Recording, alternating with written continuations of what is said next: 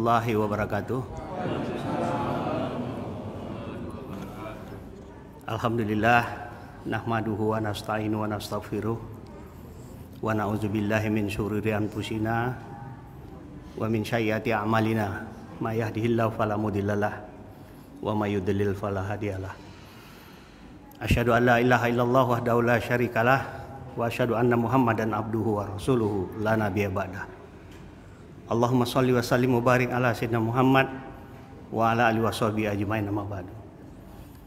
Yang saya hormati Ketua Masjid Nurul Yakin beserta seluruh pengurus dan seluruh jemaah sholat zuhur yang pada siang hari ini kita hadir kembali di rumah Allah ini. Mudah-mudahan niat tulus dan keikhlasan kita melangkahkan kaki menuju Muhammad, semoga dengan seringnya kita berselawat, kita termasuk ke dalam orang-orang yang nantinya akan mendapat syafaat dari beliau di yaumil akhir. Amin ya rabbal alamin. Bapak Ibu serta hadirin sekalian, mungkin ada yang bertanya nih, kok wagub di depan? Saya sendiri kaget di dada ini Pak. Jadi habis sholat sunat saya, ketua masjid datang, Bang, penceramahnya tak datang Bang katanya. Jadi saya sendiri kaget tadi. Datang, peci pun diambil dari dalam ini. Tapi kita pikir bicara untuk kebaikan apa tidak ada salahnya. Tidak ada rotan akar pun jadi, ya. Yang penting niat kita membicarakan hal-hal kebaikan. Saya ingin sampaikan, ketika kita memasuki bulan Ramadan, seringkali kita mendengar bahwa bulan Ramadan itu adalah bulan yang penuh dengan rahmat, dengan penuh pengampunan. Sering kita mendengar kata rahmat. Apa sih sebenarnya arti dan maksud dari rahmat itu sendiri? Saya mencoba membaca dalam sebuah kamus lengkap bahasa Indonesia. Salah satu arti rahmat itu adalah pemberian Allah. Jadi apapun pemberian Allah yang bersifat, anak yang kita miliki hari ini itu rahmat Allah. Harta yang kita miliki hari ini itu juga rahmat Allah. Ilmu pengetahuan yang diberikan Allah pada hari ini itu juga rahmat Allah. Dan kesempatan kita hadir di tempat ini, di masjid ini, itu juga bagian dari rahmat Allah. Pertanyaannya adalah, apakah rahmat itu serta-merta akan menjadi nikmat? Ternyata tidak. Karena rahmat Ramadan ini diberikan Allah sama-sama nih, semua dapat rahmat nih. Yang di luar sana pun dapat itu. Yang sedang jalan itu dapat rahmat tuh. Bertemu dengan Ramadan. Tapi apakah nikmat Ramadan itu sama kita dapatkan? Ternyata tidak. Allah katakan di dalam surah Ar-Ra'd ayat 11, innallaha la yughayyiru ma biqaumin hatta yughayyiru ma bi anfusihim. Bahwa Allah tidak akan merubah keadaan sebuah kaum itu, melainkan kaum itu sendirilah yang merubahnya. Berapa banyak orang hari ini mendapat anak, tapi dia nggak mendapatkan nikmat anak. Tapi kita sekarang bertemu nih, termasuk orang di jalan sana pun bertemu tuh rahmat Allah ini. Pertanyaannya, apakah semua mendapatkan nikmat Ramadan? Ternyata tidak. Allah kembalikan kepada kita. Untuk mendapatkan nikmat dari sebuah rahmat Allah itu dikembalikan kepada kita. Jadi Allah tebarkan rahmat itu bersama-sama untuk semuanya. Semua dapat rahmat. Tetapi apakah nikmat? Kuserahkan kepada kau masing-masing. Kira-kira seperti itu. Jadi rahmat Allah itu butuh upaya. Butuh upaya untuk kita merubah supaya dia menjadi nikmat. Sehingga hanya orang yang mengupayakan rahmat Ramadan yang diberikan Allah sama kepada kita semua ini, berbeda-beda nanti nikmatnya. Ada yang dapat nikmat nilainya mungkin 10. Ada yang cuma 8. Ada yang 3. Ada yang sama sekali sia-sia. Kalau saya bisa berikan sebuah analogi sederhana mungkin untuk memudah pemahaman.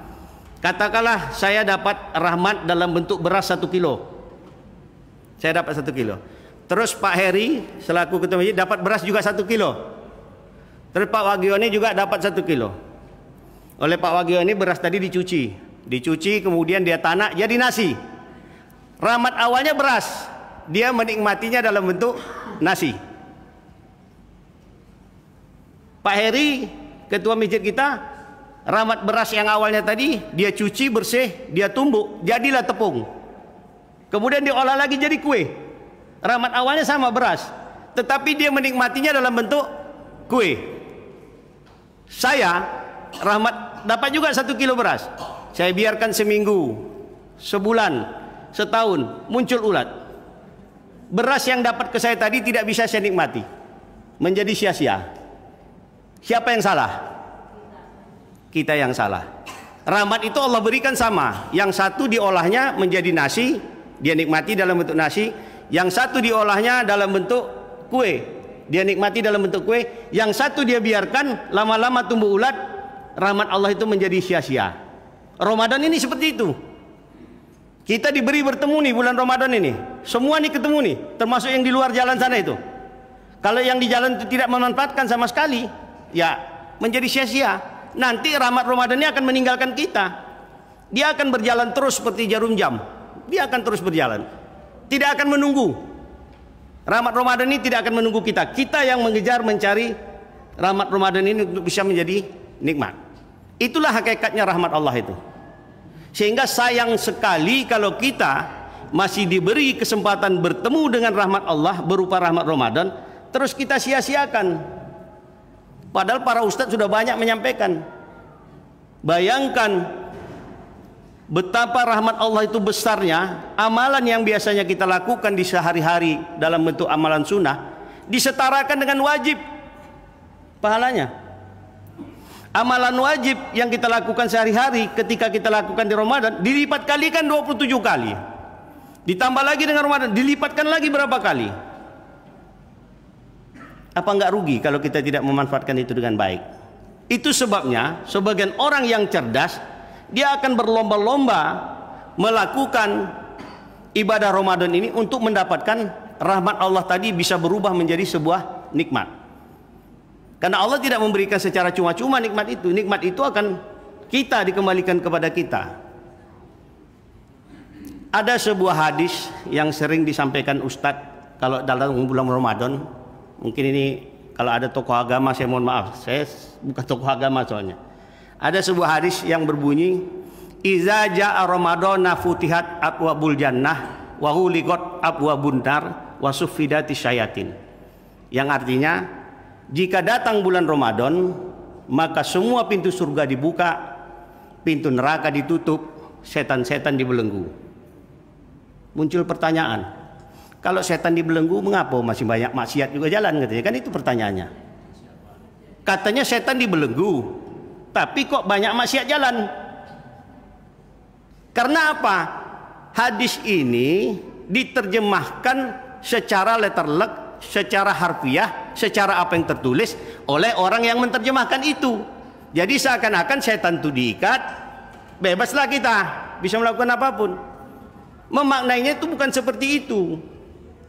Karena tadi Allah memberikan rahmat begitu banyak di bulan Ramadan, apalagi rahmat itu dilakukan dengan keikhlasan, ya, keikhlasan. Setan itu tidak bisa menggoda. Karena setan ketika dia berdialog dengan Allah, habis dia diusir dari surga, ada sebuah dialog sebenarnya yang terjadi dalam Al-Quran. Kalau kita baca di dalam surat Al-Hijr 39-40, di sana dikatakan, qala rabbi bima awaitani la uzainna lahum fil ardi wa la uyajannahum fil ardi illa ibadaka minhumul muslimin. Kalau diterjemahkan secara bebas kurang lebih, baiklah Allah, karena engkau telah memutuskan bahwa aku ini sesat, akan aku bikin semua manusia ini memandang baik perbuatan maksiat, dan akan aku sesatkan mereka illa ibadaka minhumul mukhlasin, kecuali hamba-hamba engkau yang ikhlas di antara mereka. Mukhlasin ini sudah diurai dulu sama Ustadz Domo, antara ikhlas dan mukhlas yang Bapak tanya itu. Illa ibadaka mukhlasin, kecuali hamba-hamba engkau yang ikhlas di antara mereka. Jadi artinya ikhlas ini kata kunci untuk kita melakukan ibadah. Definisi ikhlas itu kalau sederhana kira-kira begini Pak, jangan menunggu hilang rasa berat di hati terus kita baru melakukan sesuatu. Selagi masih ada berat di hati itu pun kalau kita lakukan insya Allah ikhlas. Ini contoh nih, setiap waktu diputar ini kotak amal ini, di dompetnya ada uang 100.000, 50.000, 20.000, 1.000. Ini kita mau masukkan duit 100.000 nih. berkecamuk dalam hati, besar ini duit nih, masuk tidak, masuk tidak. Begitu kita masukkan, kotak itu jalan, insya Allah ikhlas. Walaupun 2 hari masih kita pikirkan duit itu, insya Allah ikhlas. Karena kalau tidak ikhlas, duit itu masih di kantong, Mbak. Faktanya duit itu sudah berjalan. Ketika kita masih berpikir duit itu proses untuk menuju keikhlasan sesungguhnya. Jadi ikhlas itu butuh proses juga, Pak. Butuh dilatih ikhlas itu. Sama dengan ketika kita mendefinisikan khusyuk dalam sholat. Khusyuk dalam sholat itu bukan berarti kita tidak mendengar suara sama sekali. Dalam satu riwayat pernah diceritakan Rasulullah itu sedang sholat sunat sendiri di rumah. Tahu-tahu terdengarlah ada seseorang yang mengetok pintu, bertamu. Guna memberi isyarat kepada tamu, Rasulullah itu meninggikan suaranya mengucapkan Al-Fatihah itu. Artinya apa? Rasulullah pun mendengar kok. Ketika sholat ada orang ngetuk pintu, Rasulullah pun mendengar. Apakah tidak khusyuk? Tidak seperti itu. Jadi khusyuk itu bukan menunggu hilangnya sama sekali konsentrasi kita, fokus, tidak. Ketika kita berusaha, kita mulai berkeliling-keliling pikiran ini, fokuskan lagi. Itulah upaya, itulah yang disebutkan dengan khusyuk. Sama dengan tadi, untuk kita mendapatkan keikhlasan. Proses keikhlasan itu butuh dilatih. Kalau sekali kita ngasih duit 100.000 biasa, berdebar-debar, kemudian meningkat lagi. Lama-lama nanti biasa, Pak. Kalau kita tidak mengasihkan uang besar dalam kantong kita itu, ada seperti sesuatu yang kurang. Jadi butuh proses. Ikhlas itu butuh proses. Makanya ketika keluar duit tadi saya bilang, walaupun 2 hari masih kita pikirkan duit itu, insya Allah itu ikhlas. Karena kalau tidak ikhlas, barang itu masih di kantong ini. Kira-kira seperti itulah. Nah, kata-kata ikhlas inilah yang sangat ditakuti oleh setan. Dia tidak mampu menggoda orang yang ikhlas. Itu sebabnya secara jujur dia katakan di hadapan Allah, baiklah Allah, kalau engkau memvonis aku ini sesat, akan aku bikin manusia ini memandang baik semua perbuatan maksiat, dan akan aku sesatkan mereka. Illa ibadaka minhumul mukhlasin, kecuali hamba engkau yang ikhlas di antara mereka. Kalau dia mengatakan kecuali, itu kan penegasan, Pak. Katakanlah misalnya ada ibu-ibu itu bilang, Pak Wagub, saya bisa masak jenis 10 masakan ini. Ada masak ini, masak kue, masak ini segala macam. Terus saya bilang, saya juga bisa masak seperti ibu, kecuali rendang yang ibu bikin itu saya nggak bisa. Artinya ada satu pengakuan jujur, yang 9 masakan ibu itu nggak ada persoalan bagi saya. Bagi persoalan bagi saya, 1 masakan ibu itu rendang itu aja. Kalau rendang itu angkat tangan saya akui, kecuali rendang ibu. Tapi kalau yang lain nggak ada masalah. Setan tuh begitu. Illa ibadaka minhumul mukhlasin, kecuali hamba engkau yang ikhlas di antara mereka. Yang tidak mampu dia adalah menghadapi orang yang ikhlas.